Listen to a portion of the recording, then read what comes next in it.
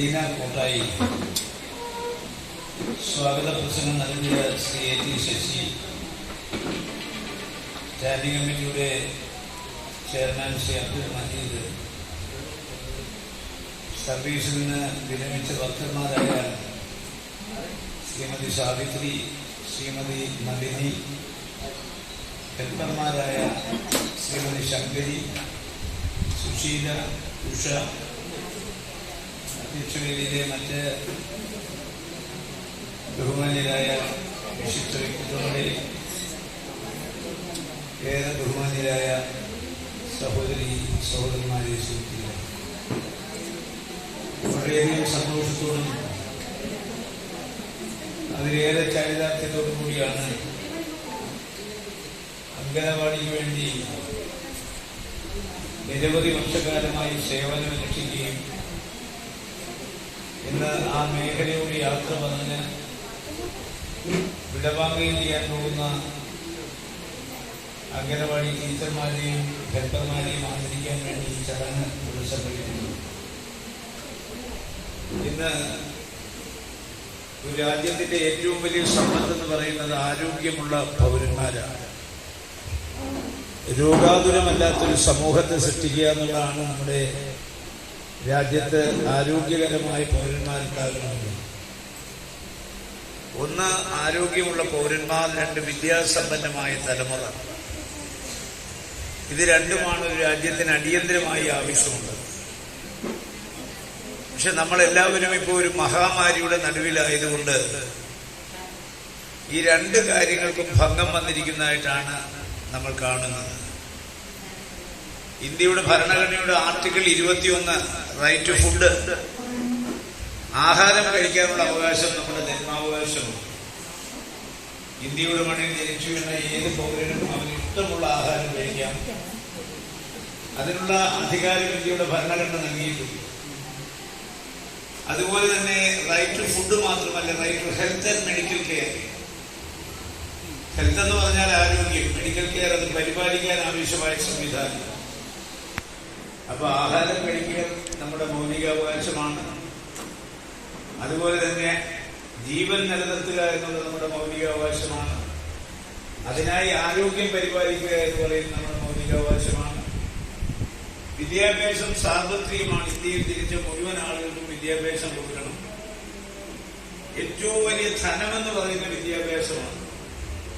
കൊണ്ടുപോകില്ല ചുവരന്മാർ, കൊടുക്കും തോറും ഏറിടുന്നു. മരിച്ചാലും മറക്കില്ല വിദ്യ തന്നെ മഹാധനം. വിദ്യാധനം സർവധന പ്രധാനം എന്ന് പറയുന്നു.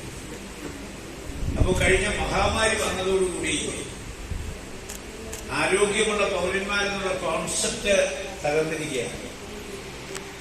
നിങ്ങൾക്കറിയാം, നമ്മുടെ നാട്ടിൽ വരൾച്ച വന്നിട്ടുണ്ട്, വെള്ളപ്പൊക്കം വന്നിട്ടുണ്ട്, ഉരുൾപൊട്ടൽ വന്നിട്ടുണ്ട്, പ്രകൃതിക്ഷോഭം വന്നിട്ടുണ്ട്. അത് കഴിഞ്ഞാൽ ഒരു പ്രളയം നമ്മൾ കണ്ടതാണ്.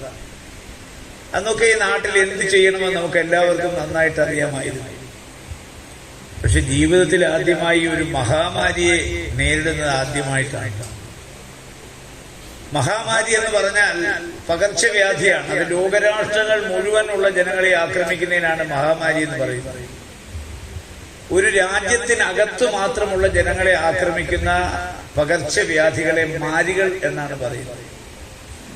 നമ്മുടെ നാട്ടിൽ മാത്രം ഒതുങ്ങി നിൽക്കുന്ന മാരികൾ ഒരുപാടുണ്ട്. നമ്മൾ ഈ അടുത്ത കാലത്ത് അത് കണ്ടതുമാണ്, അനുഭവിച്ചതുമാണ്. എലിയിൽ നിന്നൊരു വൈറസ് വന്ന് എലിപ്പനിയായി, പന്നിയിൽ നിന്നൊരു വൈറസ് വന്ന് പന്നിപ്പനിയായി, കൊതുകിൽ നിന്നൊരു വൈറസ് വന്ന് ഡെങ്കിപ്പനിയായി. പിന്നെ അല്പം കൂടിയ ഒരു വൈറസ് നമ്മൾ കണ്ടത് നിപ്പ വൈറസാണ്. ഇതൊക്കെ ഇന്ത്യക്കകത്ത് മാത്രമേ ഉള്ളൂ. വിദേശ രാജ്യത്തൊന്നും ഈ വൈറസ് ഇല്ല. കാരണം ഈ പകർച്ചവ്യാധികൾ, ഈ പാൻഡമിക് ഡിസീസ് ഇന്ത്യക്കകത്ത് മാത്രമുള്ള മാരികളാണ്. പക്ഷെ മഹാമാരി എന്ന് പറഞ്ഞാൽ ലോകരാഷ്ട്രങ്ങളിലെ മുഴുവൻ ജനങ്ങളെയും ആക്രമിക്കുന്നതിനാണ് മഹാമാരി എന്ന് പറയുന്നത്. എന്റെ കുട്ടിക്കാലത്ത് എന്റെ പൂർവികന്മാർ പറഞ്ഞിട്ടുണ്ട് വസൂരി ഒരു മഹാമാരിയെ കുറിച്ച്. പല ആവർത്തി ആ മഹാമാരി വന്ന് 80 കോടി ആളുകളെ ലോകരാഷ്ട്രങ്ങൾ കൊന്നൊടുത്തു. വന്നും പോയി. ഇപ്പൊ കോവിഡ് തന്നെ 3 തരംഗമായി. അതുപോലെ വസൂരി വരിക പോവുക, അങ്ങനെ വന്നും പോയി 80 കോടി ആളുകളെ ലോകത്തിൽ കൊന്നൊടുക്കി. പിന്നീട് കുറെ കൂടെ കഴിഞ്ഞപ്പോൾ മറ്റൊരു മഹാമാരി വന്നു, കോളറ. അതും കോടിക്കണക്കിന് ആളുകളെ കൊന്നൊടുക്കി. പിന്നൊരു മഹാമാരി വന്നു, ടൈഫോയിഡ്. അതും കുറെ ആളുകളെ കൊന്നൊടുക്കി. മഹാത്മാഗാന്ധിയുടെ ജീവചരിത്രത്തിൽ ബിബോണിക് പ്ലേഗ് എന്ന് പറയുന്ന ഒരു മഹാമാരി, അത് 20 കോടി ആളുകളെ കൊന്നൊടുക്കി. പിന്നീട് വന്നൊരു മഹാമാരിയാണ് സ്പാനിഷ് ഫ്ലൂ, 5 കോടി ആളുകളെ കൊന്നൊടുക്കി. പിന്നെ മഹാമാരികൾ ഒരുപാട് വന്നിട്ടുണ്ട്, എബോള, H1N1, എയ്ഡ്സ്. ഇതെല്ലാം മഹാമാരികളാണ്. ഇതൊന്നും നമ്മുടെ കാലത്തല്ല. എയ്ഡ്സും അതുപോലെ തന്നെ H1N1 ഒക്കെ ഈ അടുത്ത കാലത്ത് വന്നതാണെങ്കിലും വസൂരി, cholera, typhoid, bubonic plague, Spanish flu ഇതൊന്നും നമ്മുടെ കാലത്തല്ല വന്നത്. അതുകൊണ്ടൊരു മഹാമാരിയെ എങ്ങനെ നേരിടണം എന്ന് ആർക്കും അറിയില്ല. 1897 ബ്രിട്ടീഷുകാർ ഇന്ത്യ ഭരിക്കുമ്പോൾ മഹാമാരിയെ നിയമപരമായി നേടാൻ ഒരു ആക്ട് കൊണ്ടുവന്നിട്ടുണ്ട്, ഒരു എപ്പിഡമിക് ആക്ട്. അത് 1897 അതിനുശേഷം ഈ മഹാമാരികളെ നിയന്ത്രിക്കാൻ ഒരു നിയമം നമ്മുടെ രാജ്യത്തില്ല. അതുകൊണ്ട് ഈ മഹാമാരി വന്നപ്പോൾ നമുക്ക് എന്ത് ചെയ്യണമെന്ന് അറിയില്ല. പ്രധാനമന്ത്രിക്ക് അറിയില്ല, മുഖ്യമന്ത്രിക്ക് അറിയില്ല, WHO അറിയില്ല, എനിക്കറിയില്ല, നിങ്ങൾക്കറിയില്ല. എല്ലാവരും പകച്ചു നിന്നു. പ്രധാനമന്ത്രി നമ്മളോട് പറഞ്ഞു, ആരും പുറത്തിറങ്ങരുത്. എവിടെ ആരെവിടെ അവിടെ ഇരിക്കുക. വിരുന്ന് പോയ ആളുകൾ അവിടെ കുടുങ്ങി, മകളെ കാണാൻ പോയവർ അവിടെ കുടുങ്ങി, എവിടൊക്കെ ആരൊക്കെ ഉണ്ടോ അവിടെ എല്ലാം കുടുങ്ങി. പ്രധാനമന്ത്രി ലോക്ക്ഡൌൺ പ്രഖ്യാപിച്ചു, മുഖ്യമന്ത്രി ഡബിൾ ലോക്കും ട്രിപ്പിൾ ലോക്കും പ്രഖ്യാപിച്ചു. ലോകരാഷ്ട്രങ്ങൾ തമ്മിലുള്ള കമ്മ്യൂണിക്കേഷൻ നിലച്ചു. വിമാന സർവീസുകൾ മൊത്തം നിന്നു, തീവണ്ടി സർവീസുകൾ നിന്നു, ഗുഡ് സർവീസുകൾ നിന്നു. ബസ്സില്ല, കാറില്ല, ഓട്ടോറിക്ഷയില്ല, സൈക്കിൾ യാത്ര ചെയ്യാൻ പറ്റില്ല, സ്കൂട്ടറിൽ പോകാൻ പറ്റില്ല. പുറത്തിറങ്ങിയ പോലീസ് പിടിക്കും, ചിലപ്പോൾ തല്ലും, ചിലപ്പോൾ കേസെടുക്കും, ചിലപ്പോൾ ഫൈൻ അടയ്ക്കണം. ആർക്കും ജോലിയില്ല, കൂലിയില്ല, വരുമാനമില്ല. വ്യവസായശാലകൾ മുഴുവൻ കൂട്ടി.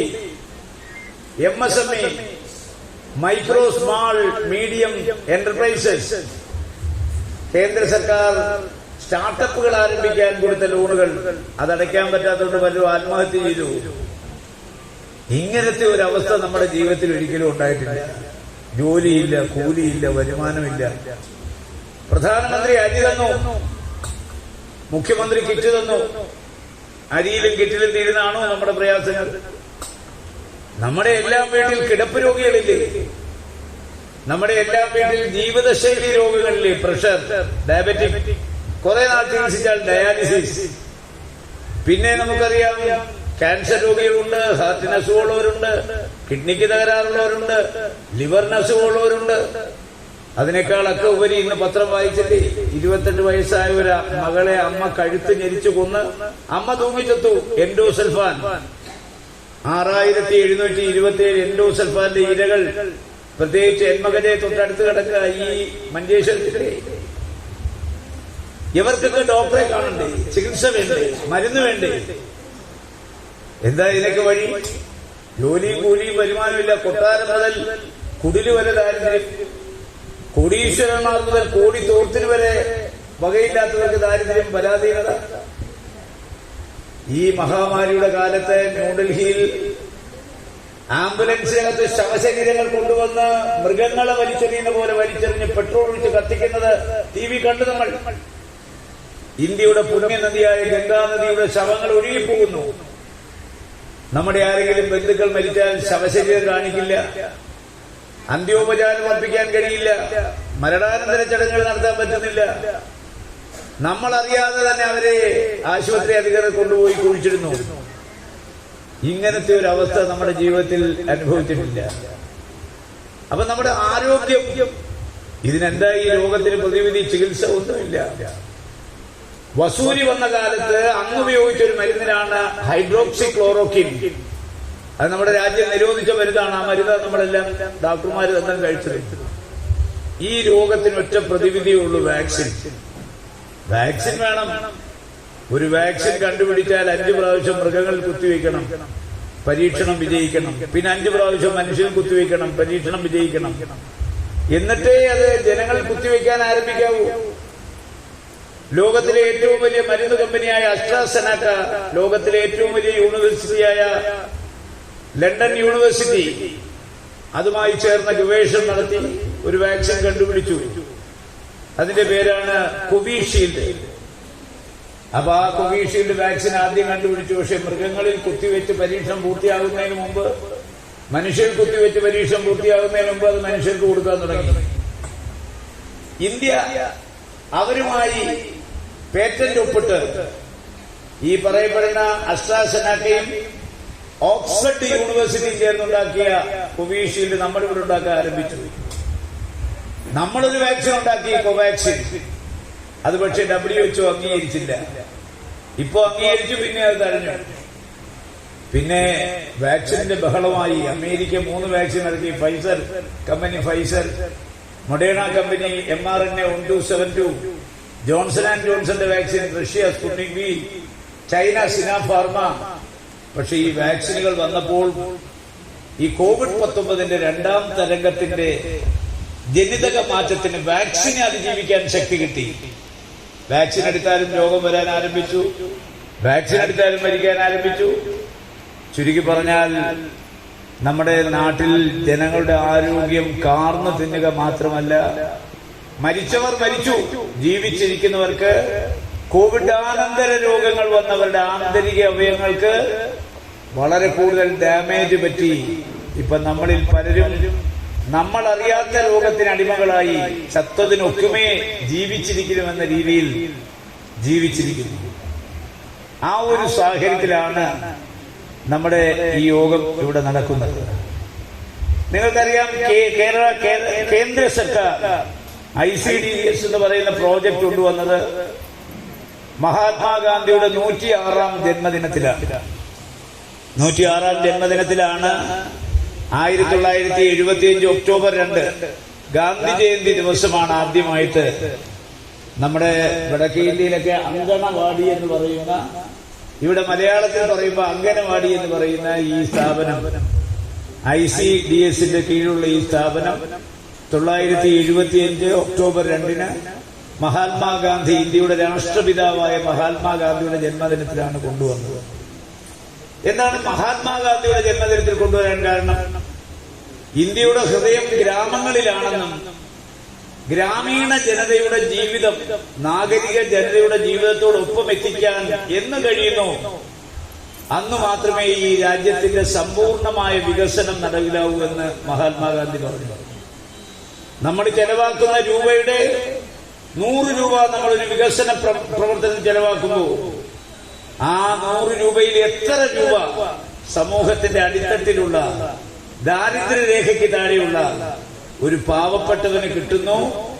ആ പാവപ്പെട്ടവന് കിട്ടുന്നതാണ് ഈ രാജ്യത്തെ യഥാർത്ഥ വികസനമെന്ന് മഹാത്മാഗാന്ധിയാണ് പറഞ്ഞത്. അദ്ദേഹമാണ് പറഞ്ഞത്, അധികാരം ജനങ്ങളിൽ എത്തിക്കണം. ജനങ്ങൾ നമ്മുടെ യജമാനന്മാരാണ് ജനാധിപത്യത്തിൽ, നമ്മൾ അവരുടെ സേവകന്മാരാണ്. MP-യും MLA-യും മന്ത്രിയും ഒക്കെ ജനങ്ങളുടെ ദാസന്മാരാണ്. നിങ്ങളാണ് കൽപ്പന പുറപ്പെടുവിക്കുന്നത്, നിങ്ങളാണ് ഉത്തരവ് തരുന്നത്. നിങ്ങളുടെ ആജ്ഞകൾ സ്വീകരിക്കാൻ, അത് നടപ്പിലാക്കാൻ നിങ്ങൾ തെരഞ്ഞെടുത്ത ആളുകളാണ് MLA-മാർ, MP-മാർ. ഞങ്ങളൊക്കെ ജനങ്ങളുടെ ദാസന്മാരാണ്, സേവകരാണ്. അതുകൊണ്ട് അധികാരം ജനങ്ങളിൽ എത്തിക്കണം. ജനങ്ങളാണ് തീരുമാനിക്കേണ്ടത് ഈ നാട് എങ്ങനെ വികസിക്കണം. അതുകൊണ്ട് നാട്ടിൽ സമൂഹത്തിന്റെ അടിത്തട്ടിൽ ജീവിക്കുന്ന ജനങ്ങളെ പങ്കെടുപ്പിച്ചുകൊണ്ട് ഗ്രാമസഭകൾ വേണം. ആ ഗ്രാമസഭകളിൽ ജനങ്ങൾ വിളിച്ചുകൂട്ടി അവരാണ് തീരുമാനിക്കേണ്ടത് എന്താണ് വികസനം ആ പ്രദേശത്തിന് ആവശ്യമുള്ളത്. പണ്ടൊക്കെ അധികാരം ഡൽഹിയിലായിരുന്നു, പിന്നീട് അധികാരം സെക്രട്ടേറിയറ്റിൽ തിരുവനന്തപുരത്താണ്. ആ അധികാരം സെൻട്രലൈസ് ചെയ്ത്, അധികാരം ബൈഫർക്കേറ്റ് ചെയ്ത് അധികാരം 3 തലങ്ങളിൽ എത്തിക്കാൻ മഹാത്മാഗാന്ധി വിഭാവന ചെയ്ത ഗ്രാമസ്വരാജ്, അതാണ് ഇന്ന് തദ്ദേശ സ്വയംഭരണ സ്ഥാപനങ്ങളിൽ അധികാരം എത്തിച്ചത്. ഇന്ന് ആരും സെക്രട്ടേറിയറ്റിൽ പോകേണ്ട കാര്യമില്ല. സെക്രട്ടേറിയറ്റിൽ പോവാതെ തന്നെ അധികാരം വിഭജിച്ച് ഗ്രാമപഞ്ചായത്തിനും ബ്ലോക്ക് പഞ്ചായത്തിനും ജില്ലാ പഞ്ചായത്തിനും കൊടുത്തത് വഴി ഇന്ന് അധികാരം ജനങ്ങളിലെത്തിയിരിക്കുന്നു. ജനങ്ങൾക്ക് ആവശ്യമായ വികസനം ജനങ്ങൾക്ക് തെരഞ്ഞെടുക്കാൻ പറ്റുന്ന ഒരു സാഹചര്യത്തിലേക്ക് കാര്യങ്ങൾ എത്തി. അപ്പൊ മഹാത്മാഗാന്ധിയുടെ സ്വപ്നമായ ഗ്രാമസ്വരാജ്, പൂർണ്ണ സ്വരാജ്, ഗ്രാമങ്ങളുടെ സമ്പൂർണ്ണ വികസനം, ജനങ്ങൾക്ക് ഏറ്റവും അടിത്തട്ടിൽ ജീവിക്കുന്നവന് പരമാവധി ഗവൺമെന്റ് ചെലവാക്കുന്ന പണത്തിന്റെ വിഹിതം അവന്റെ കൈകളിലെത്തണം. അങ്ങനെ എത്തിക്കാൻ വേണ്ടി ശ്രമിച്ച മഹാത്മാഗാന്ധിയുടെ 106ാം ജന്മദിനത്തിലാണ് കേന്ദ്ര ഗവൺമെന്റ് ഈ പ്രോജക്റ്റ് ആരംഭിച്ചത്. ഈ പ്രോജക്റ്റ് കൊണ്ട് ഉദ്ദേശിക്കുന്നത് നമ്മുടെ ഒരു അമ്മയുടെ ഗർഭപാത്രത്തിൽ ഒരു കുഞ്ഞിന് രൂപമുണ്ടായി കഴിഞ്ഞാൽ അവിടുന്ന് ആ കുഞ്ഞിന്റെ വളർച്ച ആരംഭിക്കുകയാണ്, അവിടുന്ന് ആ കുഞ്ഞിന്റെ ബുദ്ധി വികസിക്കുകയാണ്. അപ്പൊ കുഞ്ഞിന്റെ ആരോഗ്യം അമ്മയുടെ ഗർഭപാത്രത്തിൽ കിടക്കുമ്പോഴേ കുഞ്ഞിക്ക് ആവശ്യമായ പോഷകാഹാരം കിട്ടണമെങ്കിൽ അമ്മ കഴിക്കണം. അപ്പൊ ഗർഭിണികളായ അമ്മയ്ക്ക് ആഹാരം തുക കൊടുക്കണം. ആ കുഞ്ഞിനെ പ്രസവിച്ചിട്ട് കഴിഞ്ഞാൽ പ്രസവിച്ച കുട്ടിക്ക് മാത്രമല്ല, മുലയൂട്ടുന്ന അമ്മയ്ക്കും ഈ മുലപ്പാലിന് വേണം കൊച്ചിനാവശ്യമായ പോഷകാഹാരം കിട്ടാൻ. അപ്പൊ ഗർഭിണികൾക്ക്, അതുപോലെ തന്നെ ഗർഭം പൂർണ്ണമായി പ്രസവിച്ചു കഴിഞ്ഞാൽ അമ്മയ്ക്ക്, മുലയൂട്ടുന്ന അമ്മയ്ക്ക്, കുഞ്ഞിന് അവർക്കാവശ്യമായ പോഷകാഹാരം, അവരുടെ ആരോഗ്യ പരിപാലനം, അതിലൂടെ ആ പരിപാലനത്തിലൂടെ സമസ്ത മേഖലകളിലും കടന്നു ചെല്ലുന്ന ഒരു വിഭാഗമാണ് അംഗനവാടികൾ. ആരോഗ്യം മാത്രമല്ല, വിദ്യാഭ്യാസപരമായ കാര്യങ്ങൾ, സാംസ്കാരികമായ കാര്യങ്ങൾ. പഴയ കാലത്തെ കുട്ടികളല്ലല്ലോ ഇപ്പോഴത്തെ കുട്ടികൾ.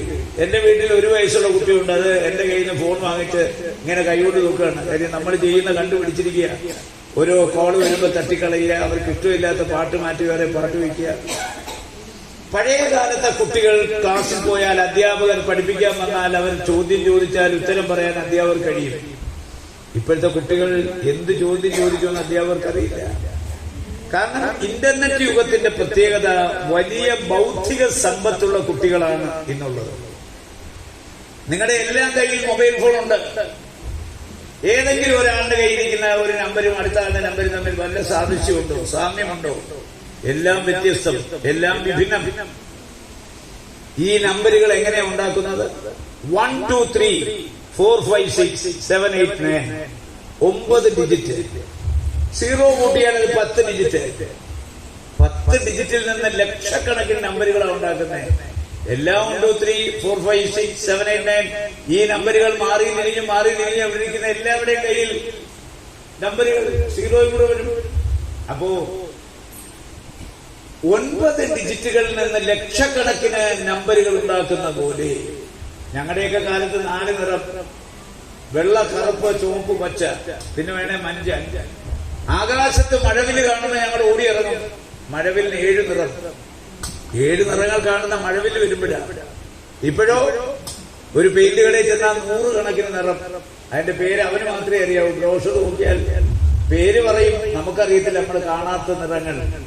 പക്ഷെ ഈ നിറങ്ങൾ 4 നിറങ്ങളിൽ നിന്ന് ചാലിച്ചാണ് ഈ 700 നിറം ഉണ്ടാക്കുന്നത്. 4 നിറങ്ങൾ ചാലിച്ച് 700-ലധികം നിറങ്ങൾ ഉണ്ടാക്കുന്ന പോലെ 9 ഡിജിറ്റുകൾ, ആ ഡിജിറ്റുകളിൽ നിന്ന് 10,000-കണക്കിന് ലക്ഷക്കണക്കിന് നമ്പർ ഉണ്ടാക്കുന്ന പോലെ കുഞ്ഞുങ്ങളുടെ ബൗദ്ധിക സമ്പത്ത് ഡെവലപ്പ് ചെയ്താൽ അവരെവിടെ എത്തുമെന്ന് ആർക്കും പറയാൻ പറ്റില്ല. ഇപ്പോ ഒരു കുഞ്ഞ്, ഒരമ്മയ്ക്ക് ഗർഭമുണ്ടായി കഴിഞ്ഞാൽ രാത്രി ഭാര്യ ഭർത്താവിടെ കട്ടിലേക്ക് കിടക്കുമ്പോൾ അവര് തീരുമാനിക്കില്ല ഡോക്ടർ ആവണോ, എഞ്ചിനീയർ ആവണോ, സയന്റിസ്റ്റ് ആവണോ, ഇവൻ ആരാകണം എന്ന് അച്ഛനും അമ്മയും കൂടെ തീരുമാനിക്കും. പ്രസവിച്ചെടുപ്പോ പിന്നെ അവനെ ഡോക്ടറാക്കാനായിട്ട് തന്തയും തലയും ഇറങ്ങി തിരിക്കും. അവനൊരു ഡോക്ടർ ആവത്തില്ല, അവന്റെ ജീവിതം മര്യാദയാണ്. അപ്പൊ കുഞ്ഞുങ്ങൾക്ക് ഓരോ ടേസ്റ്റ് ഉണ്ട്. അത് മാതാപിതാക്കന്മാർ അറിയുന്നില്ല, മനസ്സിലാക്കുന്നില്ല. അപ്പോ അതാണ് ഞാൻ പറഞ്ഞത്, വൈവിധ്യമാർന്ന ബൗദ്ധിക സമ്പത്ത്, ഇംഗ്ലീഷിൽ പറഞ്ഞാൽ മൾട്ടിപ്പിൾ ഇന്റലിജൻസ്. ആ മൾട്ടിപ്പിൾ ഇന്റലിജൻസ് ഡെവലപ്പ് ചെയ്യാൻ കഴിഞ്ഞാൽ അവന്റെ വാസന എന്താണെന്ന് അറിഞ്ഞ് മനസ്സിലാക്കി അത് ഡെവലപ്പ് ചെയ്താൽ കുഞ്ഞുങ്ങൾ എവിടം വരെ എത്തും. അപ്പോ കുഞ്ഞുങ്ങളുടെ ടേസ്റ്റ് മനസ്സിലാക്കേണ്ട ജോലി നിങ്ങൾക്കാണ്. അവന്റെ ആരോഗ്യ പരിപാലനം മാത്രമല്ല, അവന്റെ വിദ്യാഭ്യാസപരമായ കാര്യങ്ങൾ, അവനെന്തെങ്കിലും രോഗങ്ങളുണ്ടെങ്കിൽ, അവനെന്തെങ്കിലും ക്രിമിനൽ ചുറ്റുപാടുണ്ടെങ്കിൽ, ഇതൊക്കെ നിരന്തരമായ സമ്പർക്കത്തിലൂടെ, സഹകരണത്തിലൂടെ നിങ്ങൾക്കതെല്ലാം കണ്ടുപിടിച്ച് ഈ കുഞ്ഞുങ്ങളെ വലിയ നിലയിലെത്തിക്കാൻ നമ്മൾ വിചാരിച്ചാൽ സാധിക്കും. അപ്പൊ അംഗനവാടി എന്ന് പറഞ്ഞാൽ നിസ്സാരപ്പെട്ട ആളുകളാണെന്ന് ധരിക്കണ്ട. നിങ്ങളൊക്കെ വലിയ ആളുകളാണ്. നിങ്ങളാണ് ഇന്ത്യയുടെ ഭാവി ഭാഗതയും നിശ്ചയിക്കേണ്ടവർ. ആ ഭാവി ഭാഗതയും നിശ്ചയിക്കേണ്ട വരും തലമുറകളെ കരുപ്പിടിപ്പിക്കുന്ന ജോലി നിങ്ങൾക്കുള്ളതാണ്. നിങ്ങളാണ് ഈ ഉരുക്കുശാലയിൽ വെച്ച് ഇതൊക്കെ ഉരുക്കിയെടുക്കുന്ന പോലെ ഈ കൊച്ചുങ്ങളെ നിങ്ങൾ അവരുടെ മൂള ഡെവലപ്പ് ചെയ്ത് അവരെ വളർത്തിയെടുത്ത് അവരെ ഏറ്റവും വലിയ ആളുകളാക്കി മാറ്റാനുള്ള ഭഗീരഥ പ്രയത്നം നടത്തേണ്ട ആളുകൾ ഈ അംഗനവാടി ടീച്ചർമാരാണ്. അതുകൊണ്ട് നിങ്ങളെ സംബന്ധിച്ചിടത്തോളം നിങ്ങളുടെ പ്രവർത്തനത്തിനനുസരിച്ച് ഒന്നും നിങ്ങൾക്ക് തരുന്നില്ല. നിങ്ങൾ സർക്കാർ ജീവനക്കാരാണോ? അല്ല. നിങ്ങൾക്കൊരു നിശ്ചിത വരുമാനമുണ്ടോ? ശമ്പളം ഇല്ല. സർക്കാർ ജീവനക്കാർക്കും അതുപോലെ മറ്റു മേഖലയിൽ പ്രവർത്തിക്കുന്നവർക്കും പ്രോവിഡന്റ് ഫണ്ട് ഉണ്ട്, ഗ്രാറ്റുവിറ്റി ഉണ്ട്, ESA ഉണ്ട്, ഇത് കഴിഞ്ഞാൽ പെൻഷനുണ്ട്. ഇത് നാട്ടുകാരുടെ ആട്ടും തുപ്പും ഒക്കെ സഹിച്ച് നിങ്ങൾ കയറി ഇറങ്ങി ജീവിതം മൊത്തം പാഴാക്കി കളഞ്ഞ് അവസാനം വരുമ്പോൾ നമ്മളെല്ലാം രോഗികളാണ്. 50 വയസ്സുവരെ രോഗവും രോഗപ്രതിരോധവും തമ്മിലുള്ള ഫൈറ്റ് നടക്കുകയാണ്. രോഗത്തെ നമ്മൾ അടിച്ചു വീഴ്ത്തും. രോഗപ്രതിരോധം, ഇമ്മ്യൂണിറ്റി. 50 വയസ്സ് കഴിയുമ്പോൾ വാർദ്ധക്യം ആരംഭിക്കും. ഇമ്മ്യൂണിറ്റി എന്ന് പറയുന്ന പ്രതിരോധം കുറയും, രോഗം കടുക്കും. ആ 50 വയസ്സ് വരെ രോഗത്തെ നമ്മൾ അടിച്ചിട്ടു. 50 വയസ്സ് കഴിഞ്ഞ് വാർദ്ധക്യം ആരംഭം നമ്മളെ രോഗം അടിച്ചിട്ടു. അപ്പോ വാർദ്ധക്യം ഒരു അവസ്ഥയാണ്. പൂന്താനത്തിന്റെ ജ്ഞാനപ്പാനയിൽ പറയുന്നത് ഒരു ജന്മം കിട്ടണമെങ്കിൽ എത്ര ജന്മം കഴിയണമെന്ന, എത്ര ജന്മം പ്രയാസപ്പെട്ടിക്കാലം അത്ര വന്നു പിറന്നു സുഹൃതത്താൽ, എത്ര ജന്മം മലത്തിൽ കഴിഞ്ഞതും, എത്ര ജന്മം ജലത്തിൽ കഴിഞ്ഞതും, എത്ര ജന്മങ്ങൾ മണ്ണിൽ കഴിഞ്ഞതും, എത്ര ജന്മം മരങ്ങളായി നിന്നതും, എത്ര ജന്മം മരിച്ചു നടന്നതും, എത്ര ജന്മം മൃഗങ്ങൾ പശുക്കളായി അത് വന്നിട്ട് വണ്ണം ലഭിച്ച ഒരു മർത്യജന്മം. ഒരു മനുഷ്യജന്മം കിട്ടണമെങ്കിൽ എത്ര ജന്മം കഴിയണം? അമനുഷ്യജന്മം കിട്ടിയാലോ 10 മാസം വയറ്റിൽ കഴിഞ്ഞു പോയി. 10 മാസം വയറ്റിൽ കിടക്കണമെന്നേ. പിന്നെ 10-12 ഉണ്ണിയായിട്ട് പോയി. 10-12 കൊല്ലം ഉണ്ണി. താഴത്ത് വെച്ചാൽ ഇരുമ്പരിക്കും, തലയിൽ വെച്ചാൽ പേനരിക്കും. തലയിൽ വെക്കാതെ കൊണ്ടു കടന്ന് വളർത്തും. പിന്നെ അതിനെ പഠിത്തം കഴിഞ്ഞാൽ അവൻ കല്യാണം കഴിക്കും. പെണ്ണിനാണെ കല്യാണം കെട്ടിച്ചു വിടും. പിന്നെ തന്തയും നല്ല തിരിഞ്ഞു മുഖത്തിൽ അവരവരുടെ വഴിക്ക് പോയി. ഇത് നമ്മുടെ സമൂഹത്തിലെ ഒരു ജീവിത ചക്രമാണ്. ഈ നമ്മള് പൂർവികന്മാർ ചെയ്ത കാര്യങ്ങൾ നമ്മൾ ചെയ്യുന്നു. അതിനിടയ്ക്ക് ഈ സാമ്രാജ്യം വെട്ടിപ്പിടിക്കാനാണ് ആളുകൾ നടക്കുന്നത്. ആ നടക്കുന്നവരോടും പൂന്താനം പറയുന്നുണ്ട്. ഞാനും പറയും, ഞാൻ നാളെ മരിക്കുമ്പോ എന്റെ കയ്യിൽ ഒരു പവന്റെ ഒരു മോതിരം കിടപ്പുണ്ട്. ആദ്യം ഇത് അറുത്തെടുക്കാൻ നോക്കുന്നത്, എന്നെ കുഴി കൊണ്ട് വെച്ചിട്ടുണ്ട്. ഇവിടെ നിങ്ങൾ ബെൻസ് കാറുള്ള, വലിയ വലിയ കാറുകളുള്ള ഏതെങ്കിലും ഒരാൾ മരിക്കുമ്പോ ആ മരിക്കുന്ന വീട്ടുകാർ ഈ കാറ് തീയിട്ട് കത്തിക്കുന്ന കണ്ടിട്ടുണ്ടോ? കുഴി വെക്കുന്ന കണ്ടിട്ടുണ്ടോ? പൂന്താനം പറഞ്ഞിട്ടുണ്ട്, ചത്തുപോകും നേരം വസ്ത്രം അതുപോലും ഒത്തിടാ കൊണ്ടുപോകാൻ ഒരുത്തർക്കും. നിങ്ങൾ മരിക്കുമ്പോ നിങ്ങൾ ഈ ഉടുത്തിരിക്കുന്ന വസ്ത്രം പോലും കൊണ്ടുപോകാൻ പറ്റില്ല. അന്ന് നിങ്ങളുടെ മരണാനന്തര കർമ്മം ചെയ്യുന്നവൻ അവൻ തീരുമാനിക്കുക ഏത് നിങ്ങൾ ഉടുക്കണമെന്ന്. നിങ്ങളുടെ വീട്ടുകാര് 4 വസ്ത്രം കൊണ്ട് കൊടുത്താൽ അതിലൊന്ന് അവൻ സെലക്ട് ചെയ്യും. അത് സെലക്ട് ചെയ്യാൻ പോലും നിങ്ങൾക്കില്ല. ഭൂമിയിലേക്ക് നിങ്ങൾ എങ്ങനെയാണോ ജനിച്ചു വീണത് ആ വന്ന പോലെ തന്നെ ഭൂമിയിൽ തിരിച്ചു പോകും.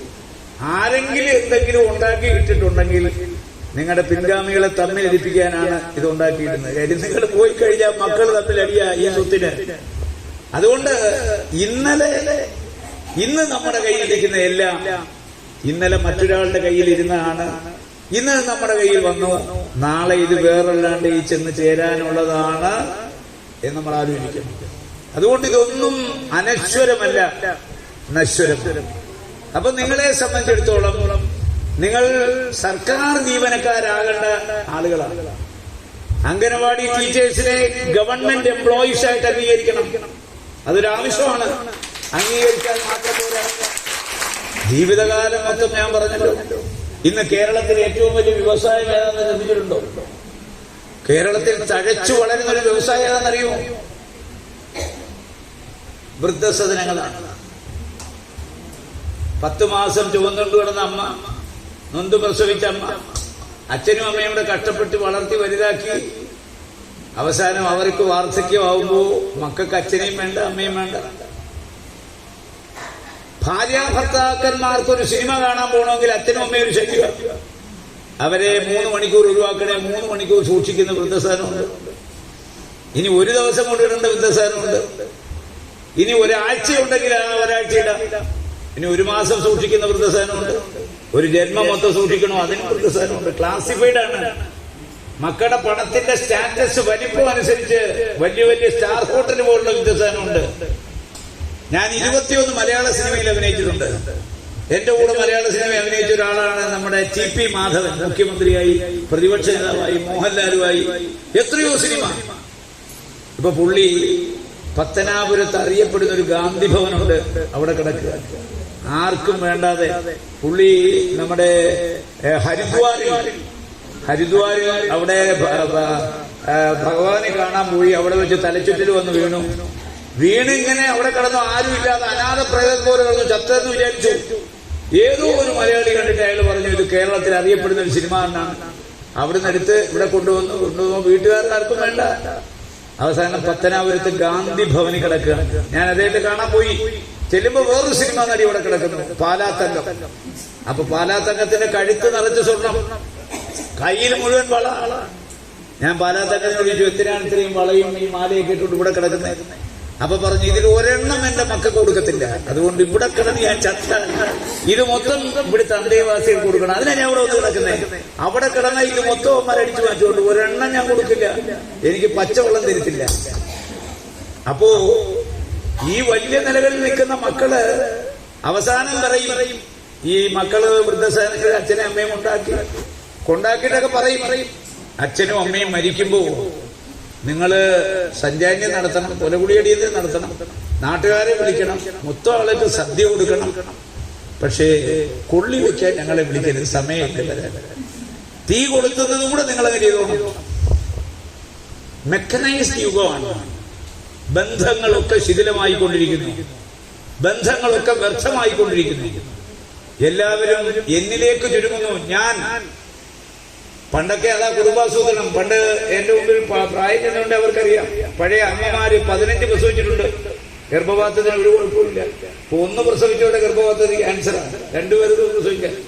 ഗർഭപാത്രത്തിനൊരു ജോലിയുണ്ട്, ആ ജോലി ചെയ്യാതെ ഉപയോഗശൂന്യമായിട്ട് അവിടെ ഇരിക്കുമ്പോഴേ ക്യാൻസർ വരുന്നത്. അതിന്റെ ഉപയോഗം കൃത്യമായി നിർവഹിച്ചാൽ അസുഖമില്ല. 15 പ്രസവിച്ച ഏതെങ്കിലും സ്ത്രീയുടെ ഗർഭപാത്രത്തിന് എന്തെങ്കിലും തയ്യാറാണോ? ലോകത്തെ ഏറ്റവും ജനസംഖ്യ കൂടിയ രാജ്യം ചൈനയെ കടത്തി വെട്ടുവന്നു ഇന്ത്യ.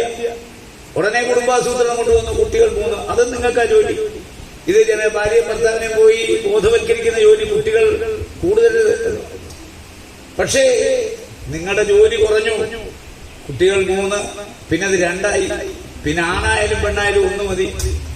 പിന്നെ തീരുമാനിച്ചു ഞങ്ങളുടെ ജീവിതത്തിൽ 3ാമതൊരാൾ വേണ്ട, കുട്ടി വേണ്ട. ചിലര് കുട്ടിക്ക് വേണ്ടി ഉരുളി കമത്തുന്നു, വേളാങ്കണ്ണി പോകുന്നു, പിന്നെ തൊട്ടിൽ കെട്ടുന്നു, കുട്ടിയോ.